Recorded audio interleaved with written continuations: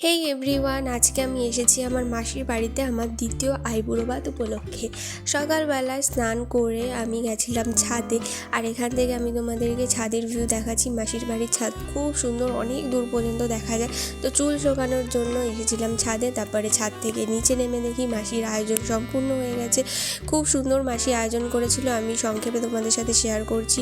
এখানে ছিল 5 রকমের ভাজা, ভেজ ডাল, কাতলা মাছের কালিয়া, সর্ষে ইলিশ, মাছের মাথা, মাটন কষা, চিকেন চাপ, চাটনি, পাঁপড়, মিষ্টি, পায়েস, স্যালাড, আরও ফল ছিল, অনেক কিছু ছিল।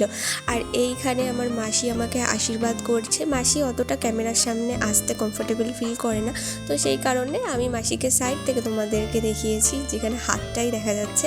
আর এই সমস্ত ভিডিওগুলো আমার বাবা আমাকে করে দিয়েছে, তো বুঝতেই পারছো যে ভিডিও টেক্সচারটা অতটা ভালো হয়নি, কিন্তু তাও আমি তোমাদের সাথে শেয়ার করলাম।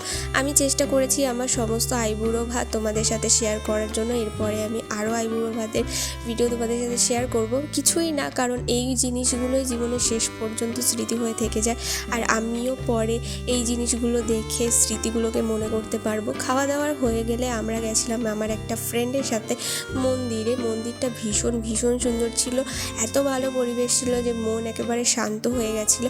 আর মন্দিরের বাইরে না একটা বড় খেলার মাঠ ছিল, সেখানে প্রত্যেক দোল পূর্ণিমায় প্রতি বছর খুব বড় করে অনুষ্ঠান করা হয়, তো সেটাও খুব ভালো লেগেছে। আর এইখানে আমার আইবুড়ো ভাতের কিছু কিছু ছবি আমি তোমাদের সাথে শেয়ার করলাম, তোমরা জানিও কেমন হয়েছে। আর আমাকে অবশ্যই জানাতে ভুলো না আজকের ভিডিওটা কেমন লাগলো। টাটা।